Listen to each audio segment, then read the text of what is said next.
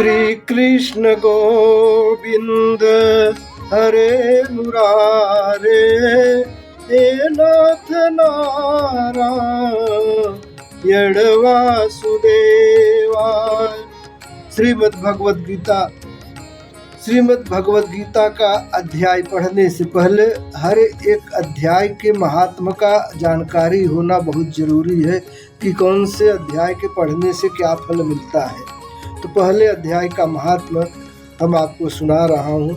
श्री पार्वती जी ने कहा, भगवान आप सब तत्वों के ज्ञाता है, आपकी कृपा से मुझे श्री विष्णु संबंधी नाना प्रकार के धर्म सुनने को मिले जो समस्त लोक का उद्धार करने वाले हैं। देवेश, अब मैं गीता का महात्म सुनना चाहती हूँ, जिसका श्रवण करने से श्री हरि में भक्ति बढ़ती है।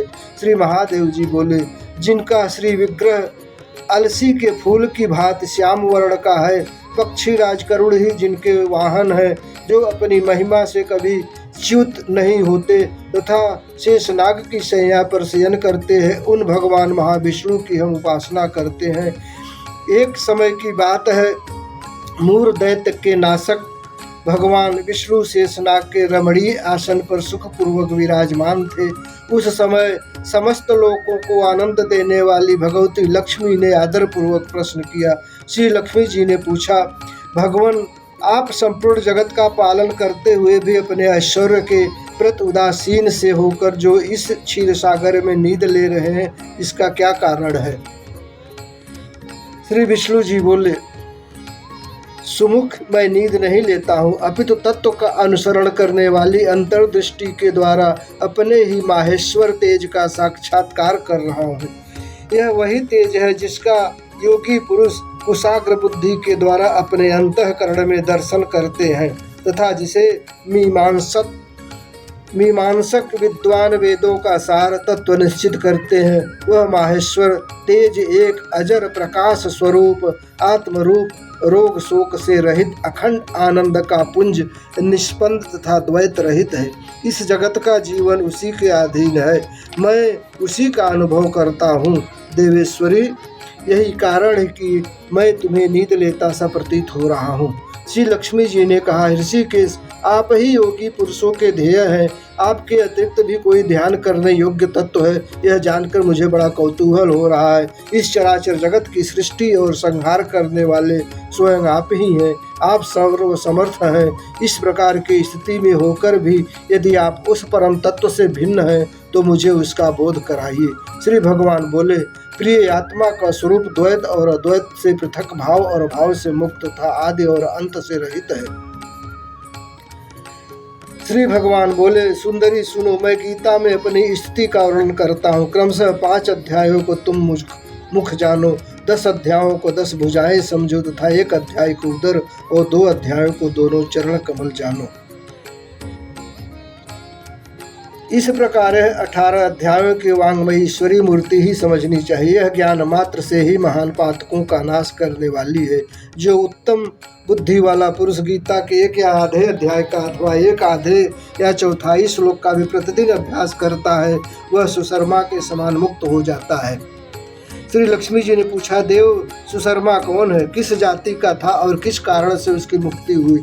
श्री भगवान बोले, प्रिय, सुशर्मा बड़ी खोटी बुद्धि का मनुष्य था, पापियों का तो शिरोमणि ही था। उसका जन्म वैदिक ज्ञान से शून्य और क्रूरता पूर्वक कर्म करने वाले ब्राह्मण के कुल में हुआ था। वह न ध्यान करता था, न जप, न होम करता था, न अतिथियों का सत्कार। वह लंपट होने के कारण सदा विषयों के सेवन में ही आसक्त रहता था।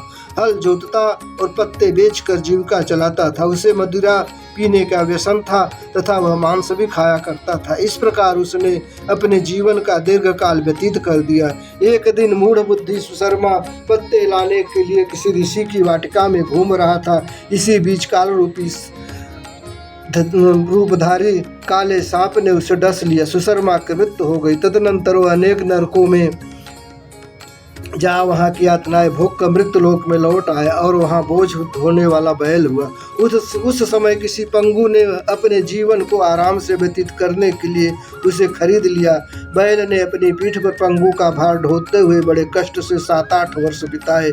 एक दिन पंगु ने किसी ऊंचे स्थान पर बहुत देर तक बड़ी तेजी के साथ उस बैल को घुमाया। इससे वह थक कर बड़े वेग से पृथ्वी पर गिरा और मूर्छित हो गया।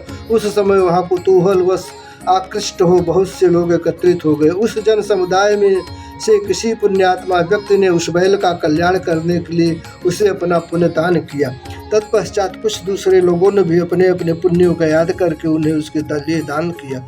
उस भीड़ में एक वैश्या भी खड़ी थी। उसे अपने पुण्य का पता नहीं था, तो भी उसने लोगों की देखा देखी उस बैल के लिए कुछ त्याग किया। तदनंतर यमराज के दूत उस मरे हुए प्राणी को पहले यमपुरी में ले गए। वहाँ यह विचार कर कि यह वेश्या के दिए हुए पुण्य से पुण्यवान हो गया है, उसे छोड़ दिया गया। फिर वह भूलोक में आकर उत्तम कुल और शीतल वाले ब्राह्मणों के घर में उत्पन्न हुआ। उस समय भी उसे अपने पूर्व जन्म की बातों का स्मरण बना रहा। बहुत दिनों के बाद अपने अज्ञान को दूर करने वाले कल्याण तत्व का जिज्ञासु होकर वह उस वेश्या के पास गया और उसके दान की बात बतलाते हुए उसने पूछा, तुमने कौन सा पुण्य दान किया था? वेश्या ने उत्तर दिया, वह पिंजरे में बैठा हुआ तोता प्रतिदिन कुछ पढ़ता है, उससे मेरा अंतःकरण पवित्र हो गया। उसी का पुण्य मैंने तुम्हारे लिए दान किया था। इसके बाद उन दोनों ने तोते से पूछा। तब उस तोते ने अपने पूर्व जन्म का स्मरण करके प्राचीन इतिहास कहना आरंभ किया। सुख बोला, पूर्व जन्म में विद्वान होकर भी विद्वत्ता के अभिमान से मोहित रहता था। मेरा राग द्वेष इतना बढ़ गया था कि मैं गुणवान विद्वानों के प्रति भी ईर्ष्या भाव रखने लगा। फिर समयानुसार मेरी मृत्यु हो गई और मैं अनेकों घृणित लोकों में भटकता फिरा। उसके बाद इस लोक में आया। सदगुरु की अत्यंत निंदा करने के कारण तोते के कुल में मेरा जन्म हुआ। पापी होने के कारण छोटी अवस्था में ही मेरे माता पिता से वियोग हो गया। एक दिन मैं ग्रीष्म ऋतु में तपे हुए मार्ग पर पड़ा था। वहाँ से कुछ श्रेष्ठ मुनि मुझे उठा लाए और महात्माओं के आश्रम के भीतर एक पिंजरे में उन्होंने मुझे डाल दिया। वही मुझे पढ़ाया गया। ऋषियों के बालक बड़े आदर के साथ गीता के प्रथम अध्याय की आवृत्ति करते थे। उन्हीं से सुनकर मैं भी बारंबार पाठ करने लगा। इसी बीच में एक चोरी करने वाले बहेलिये ने मुझे वहां से चुरा लिया। तत्पश्चात इस देवी ने मुझे खरीद लिया। यही मेरा वृत्तांत है, जिसे मैंने आप लोगों को बता दिया। पूर्व काल में मैंने इस प्रथम अध्याय का अभ्यास किया था, जिससे मैंने अपने पापों को दूर किया है। फिर उसी ने इस वेश्या का भी अंतःकरण शुद्ध हुआ और उसी के पुण्य से ये द्विज श्रेष्ठ सुशर्मा भी पाप मुक्त हुए। इस प्रकार परस्पर वार्तालाप और गीता के प्रथम अध्याय के महात्म्य की प्रशंसा करके वे तीनों निरंतर अपने अपने घर पर गीता का अभ्यास करने लगे। फिर ज्ञान प्राप्त करके वे मुक्त हो गए। इसलिए जो गीता के प्रथम अध्याय को पढ़ता, सुनता तथा अभ्यास करता है, उसे इस भवसागर को पार करने में कोई कठिनाई नहीं होती है।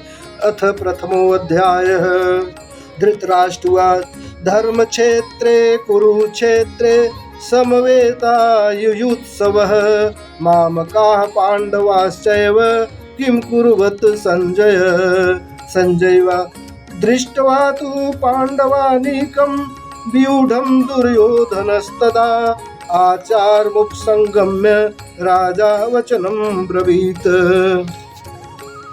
पश्चेतां पाण्डुपुत्राणामाचार्यमहतीं च मुं व्यूढां द्रुपदपुत्रेण तौ शिष्येण धीमता।